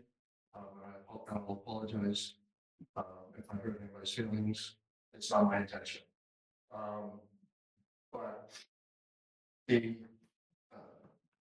lot of people, even town employees, are a little don't really know what's in building permits or what's in the bylaws. And then I was looking at building permits, which is why that slipped out. Basically, I have a question on 902, and it is the building permits. Now, I was listening to some comments, I believe it was yesterday, about how you know, as long as you can stretch the building permit process out for a long time. The way I read this, now I'm not an attorney, I don't even play one on TV, but from what it says here, as I read it, the word shall is defined in the definitions to section 2.01, I think it is, and it's mandatory. And so when somebody says shall, you have to do it. That's how I read it. And it says that the building inspector shall issue a building permit within 35 days. Either he will issue it or he will deny it. Shall, no exceptions. And then the one that the permit that got my attention was one for 30 Emerald Road, which went for 62 days. And I got on the calculator just to make sure it's goofed that. If we eliminate the weekends and holidays, which it doesn't say you're supposed to, that's still 41 days. Either way, that tells me that somebody doesn't know what they're trying to do and what the law actually says. I may be wrong. That's my opinion. And I was trying to make my point, I think it was last night, and I don't believe that that point was adequately made, that when it says shall, you will do it. There is no option. You can't stretch it out. You can't, play it by ear. You read and the documentation as well. I went into the building permit office, the inspectional services office, and I asked for a building permit, and I was told, I'm sorry, we can't give it to you because we don't give it to anybody because it's a matter of public safety. But in fact, it's actually a matter of public record. And I don't know, people who work here are not familiar with the rules, I don't think, and what the bylaws actually say. So that's why I suggested that we split, if you're going to address something in bylaws, address the whole thing in one place. Don't split it up and mix it around. And again, I'm not trying to place blame, I'm just telling you what I'm seeing just in the last 2 months. And then the penalties. We don't seem to have any enforcement that I can determine about any of the violations of these bylaws. Okay, we have people making excuses. We have people saying, well, gee whiz, this is what we've always done. And I think that was Wayne Wilson put down. He called me back once, I think. And he said, well, I have never done this in 30 days ever. Now that means that he has been allowed to essentially break the law for the last 30 years. Now, I don't know who lays the blame, who shoulders it for that period of time, but honestly, the responsibility lies with you folks, because you are responsible for appointing him every year, even though you don't know it or didn't at the time. Now, I think that there's a set of bylaws that were passed that I guess Tony gets to do it now. I don't know when that happened or how it did, but I guess the blame is equally apportioned, I think. Now, I'm not saying that we should actually blame somebody, but what you really need to do is take a look and see what the job is, and basically how you can make sure that it's done better in the future. Now, and I think my rant is just about over, and I apologize if I've hurt anybody's feelings. But that's, that answer pretty much answered, if you can answer those questions as to why all of it. If I could, because this is a matter that I question myself on, and Dan and Tony can probably answer this tonight. But my feeling on this is, if we, the selectmen, are responsible for the appointment, are we not also responsible for their efforts, their what am I looking for? Performance. Their performance or lack thereof? Well- And I'm just not throwing it's something I'd like to. Yeah, let me answer that. So number one, there's a lot of things in the general bylaws that predate the Town Administrator Act. And when the Town Administrator Act came into play, because there wasn't, when those bylaws were put in place, there was no town administrator. So a lot of the things that a town administrator does was done by the Board of Selectmen or other committees like a capital improvement committee, a personnel committee, things like that. When the Town Administrator Act got passed, it transferred a lot of that authority over to the town administrator, because that was the idea. Yeah. Yeah. So while the bylaw still probably says that it's the Board of Selectmen appointment, the Town Administrator Act says, and the date of this going into effect, anything, any appointment authority that was previously the Board of Selectmen is now the town administrators. There is a process there, as you guys know, when it comes to employee appointments. There's put it simply, you have like a veto power. I guess you have X amount of days to review and deny an appointment. But it's the town administrator who makes those appointments. And then when it comes to committees, it's certain committees, it's town administrator appointment. So who appoints the building inspector is one question here. I think I've answered that. It's mine with your review. As far as With our review and approval, do we? it's actually the way that it's written, and I don't know, do you have the town administrator act up? I want to bring it up at a point. Give me a second. The way I read it is it's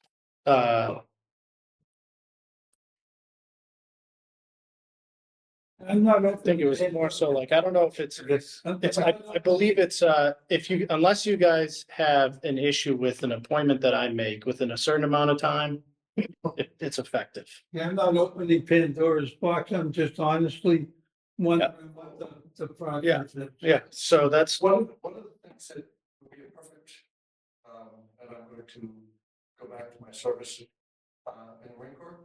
There is a book that you could probably read. It's called Starship Trooper.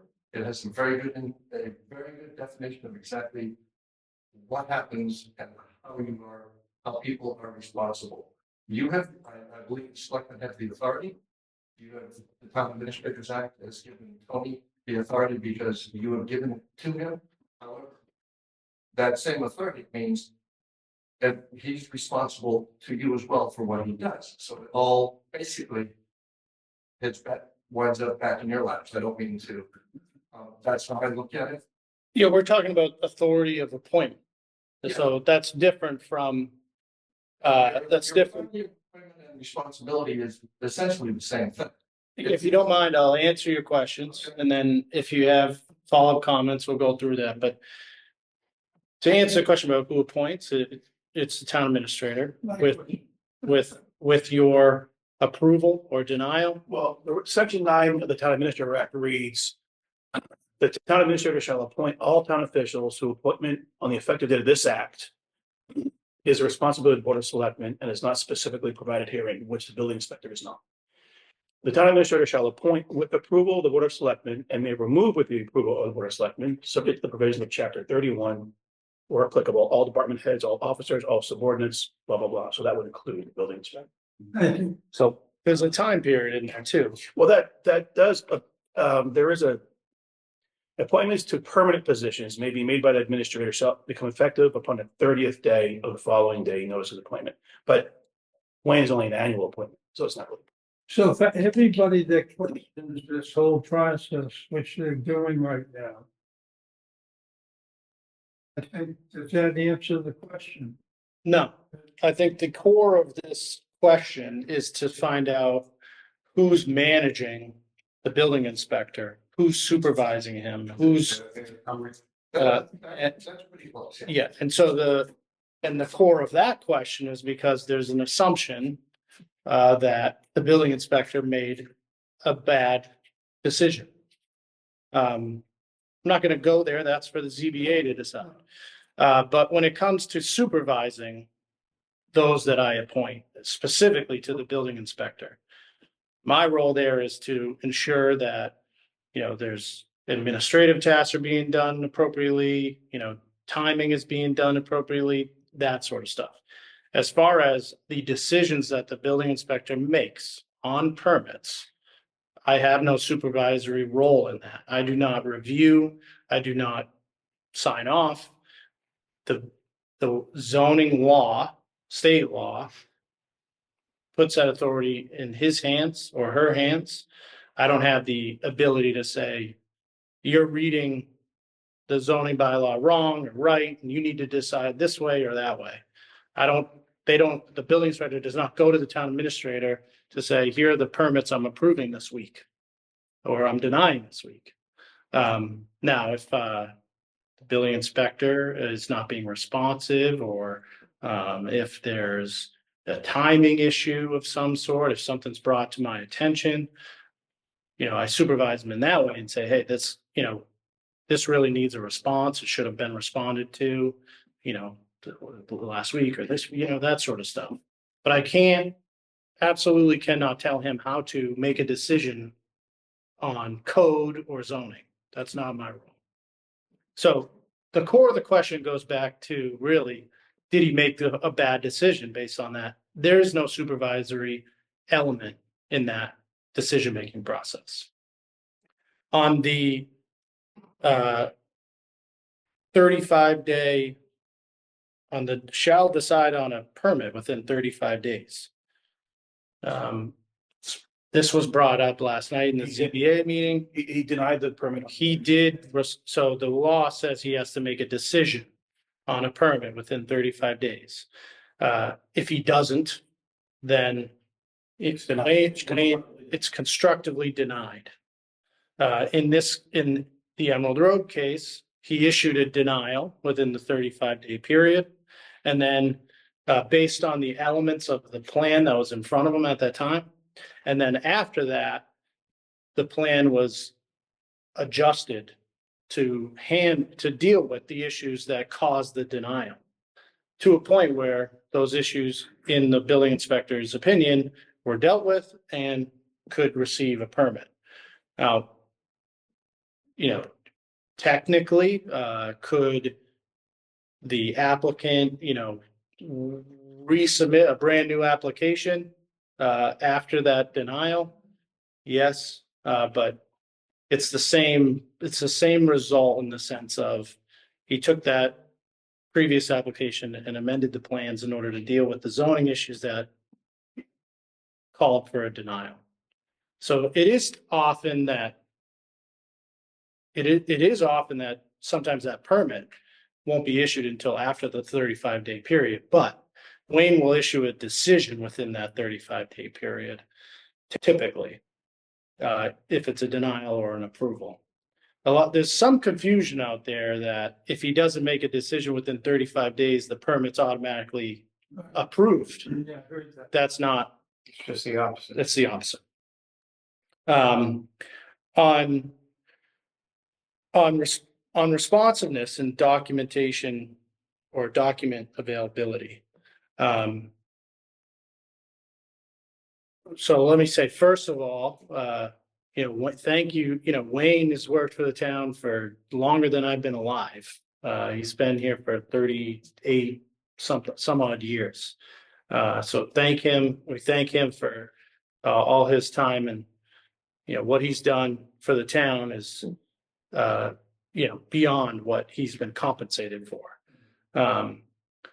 That being said, we have Wayne retired, and we've brought in a new building inspector and commissioner who actually is does this as a full-time job in another community.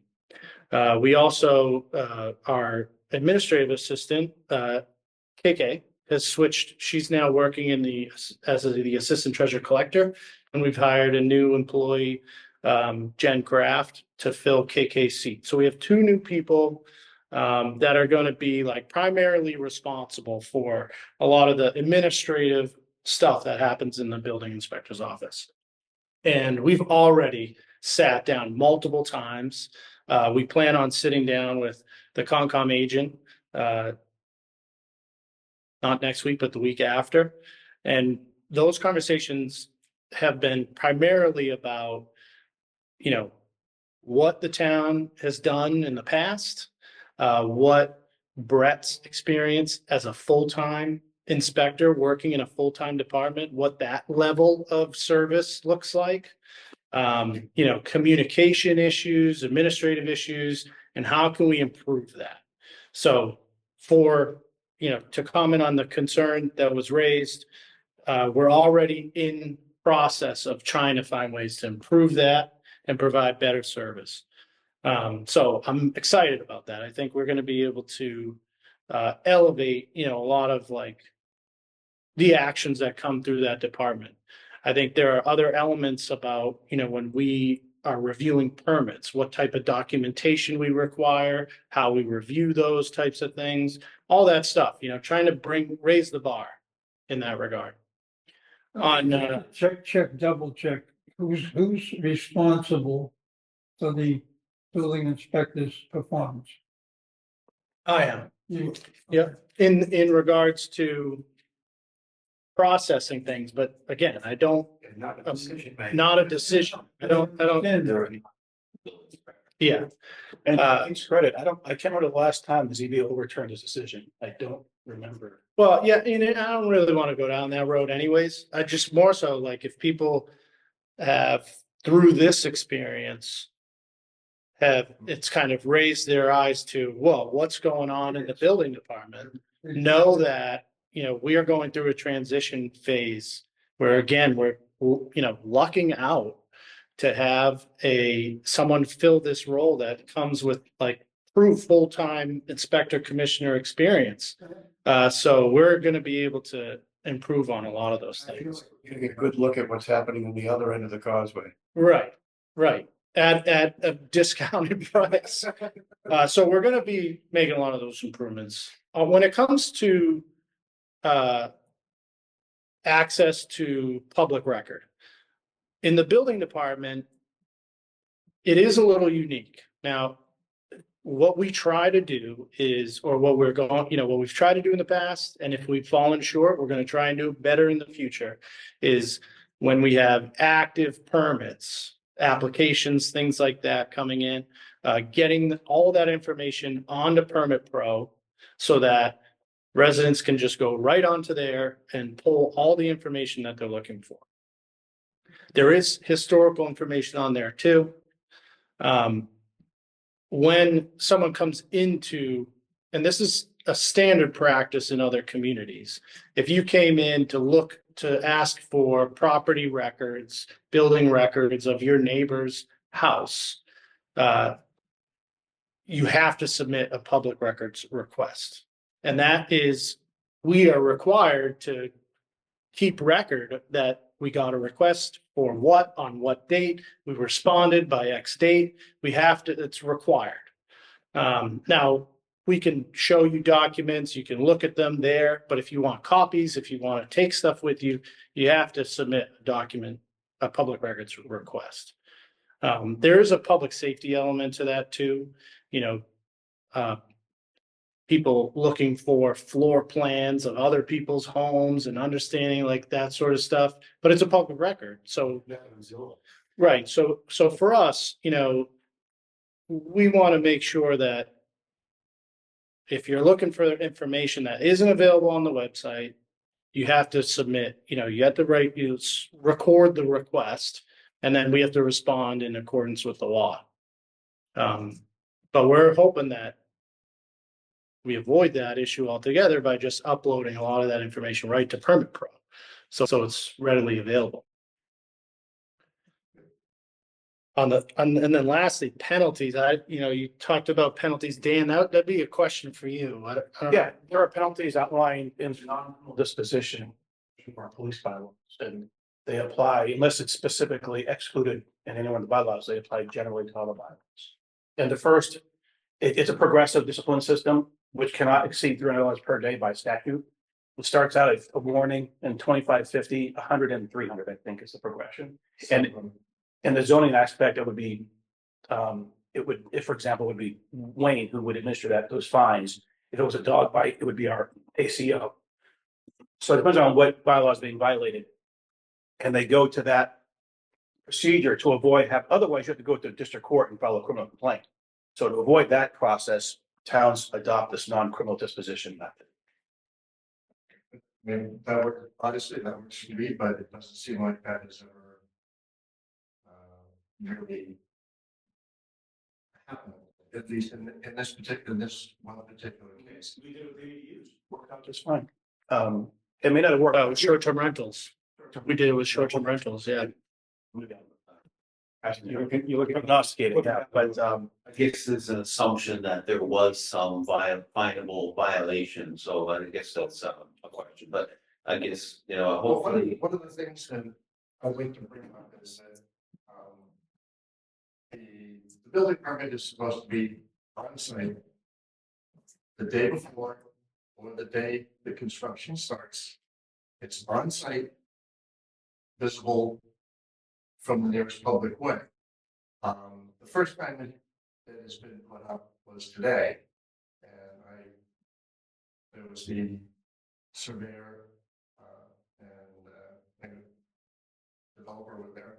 Not too really happy when I asked, where is it? Because I was told that it could be in his car, and keep it from blowing away or whatever. And there was a window, it's way up there. I got out my pair of marine binoculars. I couldn't read it.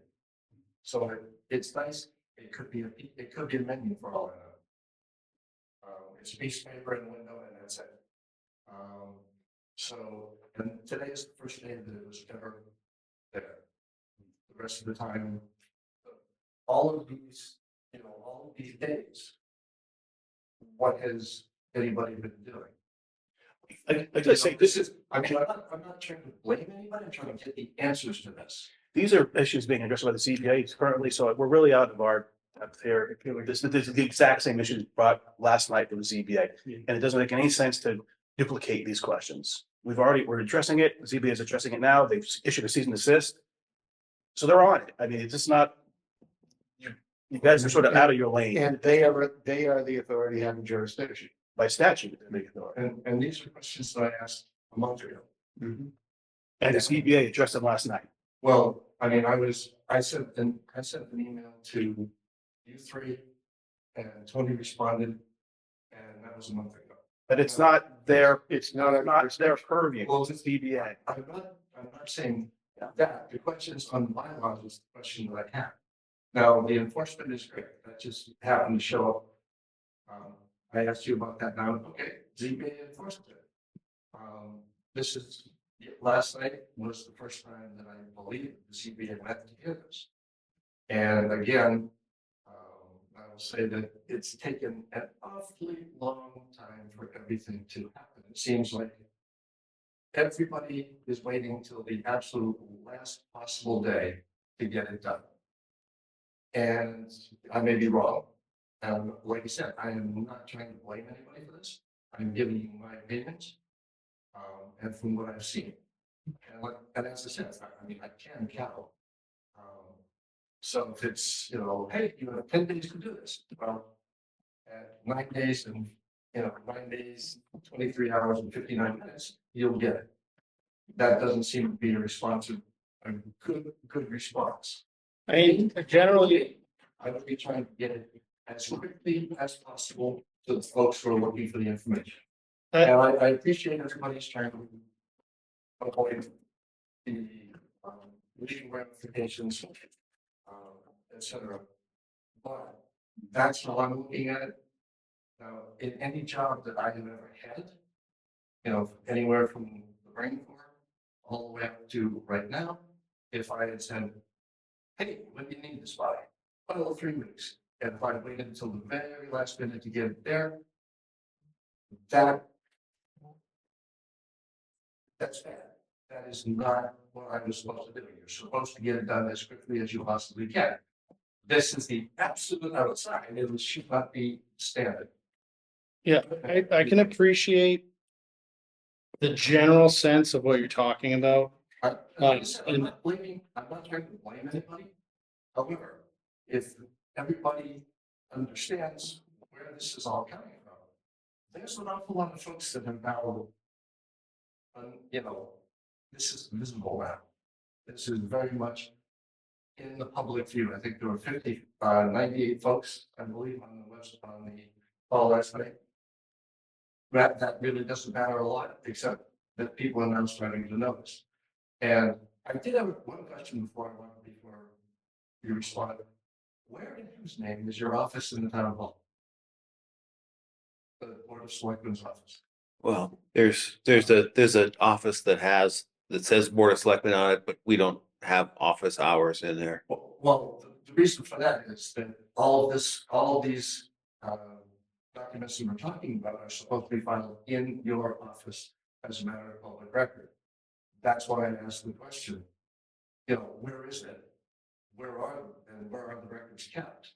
What is required to be filed in the Board of Selectmen office? The building permit application, the building permit. That's what it's, right. That's what the general bylaw says. That's what the general bylaw says. Yeah, so again, the general bylaw is dated, Okay. all right, so it So we're- predates your current government makeup that you have in the town. So back then, things were different. There was, the selectmen ran the town. You didn't have different departments handling different things. So while the general bylaw may say that, the building inspector's office is where we conduct permit process. So, I understand, so we understand that this situation on 30 Emerald Road is concerning. We understand that it's concerning to the neighborhood. What we've tried to explain is that it has to follow the proper process. There's been a lot of demand and pressure on the Board of Selectmen and I to get involved in that process where we're not technically supposed to get involved. We've tried to explain that. Not that we aren't hearing you, not that we don't support you or that we're opposing your position, but that these things have to follow a certain process. In fact, if we were to get involved incorrectly, it could negatively affect what you ultimately are trying to pursue. So in a way, you have to understand that our lack of involvement doesn't mean lack of support or response or understanding. It's that there is a proper process, right? Secondly, you know, that on you make comments about ability to respond in a timely manner. As I mentioned earlier, the town of Nahant is extremely limited when it comes to staff and resources. Extremely. Everybody in this town hall is doing multiple jobs, has multiple things overflowing on their plate. Our building inspector is part-time. It's a stipend position. It's a stipend position and it's part-time. We do not procrastinate intentionally. We do not try to like wait till the last minute to do things. It's a matter of being able to accomplish everything within the limited time that we have, within the limited people that we have. And I understand that that may give you a different impression, but that's not the case. So, you know, I've talked about it since the day I got in as town administrator is, you know, restoring the faith of the residents in local government and making sure that, you know, residents feel responded to, respected, you know, understood, and we prioritize those things. It doesn't always result in an immediate answer to your question that we may or may not be able to answer. We may have other things that we have to deal with at the time, and it may not be to your standard. But I can tell you right now, that doesn't mean that we are intentionally avoiding or procrastinating anything. You and I have had this conversation about, you know, a level of understanding of the services that we can provide and the time frame that we can do so. We've talked about it, and I ask you to have some understanding of that. And I do have the understanding, you know, people have limitations. I understand this, and it takes time to get this all done. You know, but it seems like it's not once does something show up early. It's always right to the deadline or sometimes just past it. Now, I don't know why. I understand that there are a lot of folks that do all this, but there, you know, I think that's what a lot of folks are seeing. Mr. Chair, we're in our third hour. Yeah. Yeah, Scott, so we're gonna see if there's anyone else that wants to chime in. Comment. I didn't mean to monopolize the conversation. I apologize. Not a problem. Thank you. So looks like Andrea Moore. Are you able to unmute yourself, Andrea? Yes, can you guys hear me? Yes. Hi, everybody. Appreciate all the hard work you guys are putting in. So if you wouldn't mind, sorry, Andrea, would you mind just stating your name and address? Yes, my name is Andrea Moore. I'm actually a Swampscott resident. I am not a Nahant resident. I do come to Nahant Beach very frequently with my family and my 4-year-old. But I wanted to just get an opportunity to quickly introduce myself and hopes of collaborating in 2025. I'm the founder of Save Kings Beach, a movement which began as a way to draw people's awareness to the sewage issues coming out of Stacy's Brook on Kings Beach. Since then, we've also uncovered that Fisherman's Beach had a significant sewage issue. And in 2025, we identified Nahant Long Beach, unfortunately, as another significantly polluted beach. Every year we track beach water quality for Nahant Bay. And this year, we saw significantly higher levels than normal of enterococci, which is the bacteria that people measure in ocean water that is an indicator of raw sewage. There were even some days on Nahant Bay that tested beyond the testable limit of enterococci. And about 74% of days along Nahant Long Bay and Lynn Shore Beach, at least one site failed the marker, which is 106. The test stops at 24,196, which gives you an indication of just how high one of those days was. So when we analyzed the data for 2024 and really realized that Nahant was a significant issue, we all asked ourselves, like, where is this pollution coming from? Is it coming from Stacy's Brook? Is it coming from outlets along Lynn Shore Drive? And we collected 800 signatures from local residents to spread awareness of this issue, and also as a way to attempt to engage DCR to take this issue seriously. We attended their stewardship meetings in October, November, December. We gave them this data. We told them about the signatures. We've been asking for them, because they're the stewards of this beach, to begin to investigate and identify where the sewage is, which is as simple as, collecting water from the outlets along Lynn Shore Drive and sending them to a lab. This analysis could be done in 2 days, and yet it's been 4 months and they haven't taken any action on this. So what I'm looking for, hopefully this evening, is an opportunity to really be able to discuss the beach water quality. Obviously, Nahant Long Beach is one of the pinnacle features of Nahant. It's a place we all love to come. It's the public's opportunity to come and engage with Nahant and fall in love with Nahant like we did. So we'd really love an opportunity to be able to come to you guys, whether it's during a select board meeting or a meeting with somebody one-on-one, to show them this data in hopes of collaborating together to really get DCR on board to do their job and to investigate where the pollution is coming from, so that we can help push whatever players need to, get involved to fix that pollution, done as soon as possible, because beach season is right upon us. And we're hoping that if we started the conversation in October, we would have identified the pollution sources by now. But instead, we just kind of are hitting a bit of a brick wall with DCR. So that's my hope tonight, is just to begin that discussion, to introduce myself, in hopes of being able to have a conversation about how we can fix this and never have to think about it again. Thank you very much. Yeah, well, thank you for your comments, Andrea.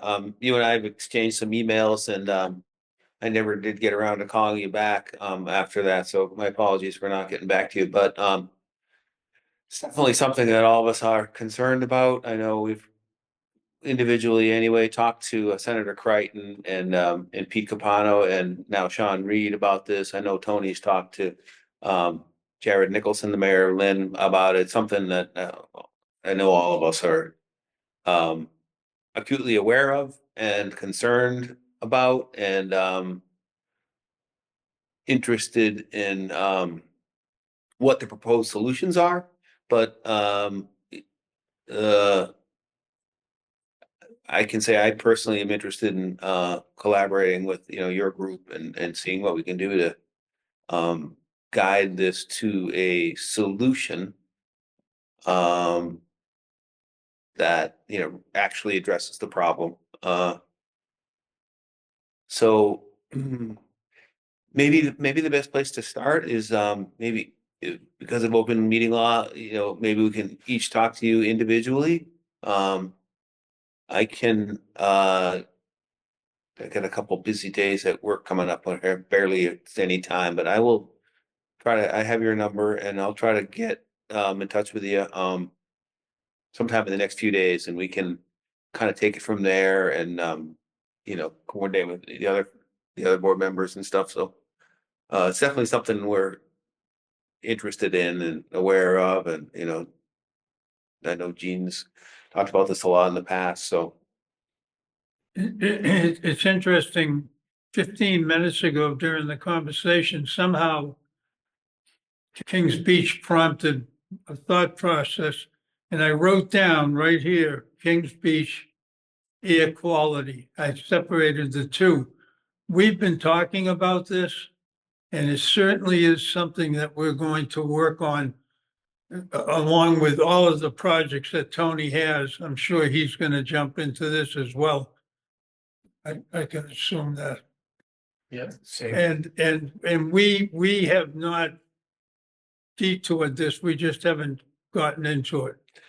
But, I guess we've been, told we don't really have a seat on the task force, right? Tony did inquire about that, but that doesn't mean we can't be citizen advocates. And, if, in particular, I think where it involves DCR, for the portion that's at least in the hot, we ought to have some influence there, so. Awesome. Well, I really appreciate it. That all sounds good. I know you guys certainly do a lot. You all wear a lot of hats. And so I always tell folks, I'm like, just tell me how I can help. I care very deeply. I actually moved to Swampscott because my husband and I were coming to Nahant Beach so often that we ended up moving up to the North Shore because of Nahant. So I'm truly invested. I love collaborating. So whatever I can do to be helpful, our organization can do to be helpful. We're all hands on deck. So don't be afraid to reach out to us. And I would love the opportunity to get a chance to sit down with you guys and help in whatever way we can work on this together. Thanks. Thank you. We look forward to it. Thank you. All right, anyone else on the Zoom call that has a comment? All right, so, we should have an executive session. One more comment. Yeah, go ahead. Off the wall. If you leave the window closed, the meeting's one lot sooner. All right, thanks for your comment, Scott. And you know what? You guys were talking among yourselves, so Yeah, and but you don't have to worry about hurting our feelings. We're used to that. And, Yeah. yeah, no, and I understand that. And I'm not all that tactful. And I tend to be blunt and say what I mean, and diplomatic, you don't want to send me to anywhere to do. Yeah. It needs to be diplomatic. yeah, so, anyway, so, we're always open to hearing about how our performance or town employees' performance can improve. You gotta separate that from things aren't going the way you wish they were with regard to, a particular issue. But anyway, thanks for your time and as has been pointed out, the ZBA is the proper legal path for that whole thing. And, I think all five of us were on that call last night, so it's not a lack of interest. I think the planning board has also indicated that the realization that they need to go back into our zoning bylaws and make some adjustments to date as far as who's running what. Because we've got those old provisions as far as the selectmen being very involved in things that we are no longer involved in. All right, so that is it. We're gonna join into executive session. I'll make a motion here. We will not be returning to open session. So I move that the Board of Selectmen vote to adjourn to executive session pursuant to General Law, Chapter 30A, Sections 21A3 to discuss strategy with respect to litigation, Northeastern University Marine Science Center, 430 Nahant Road, Nahant, and to discuss pending litigation strategy regarding the town of Nahant versus one Coast Guard housing tenant.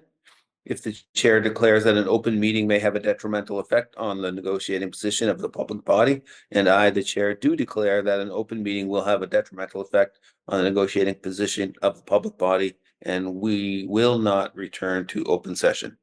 So, Seconded. okay, seconded, vote, all in favor? Aye. Aye. That means you leave.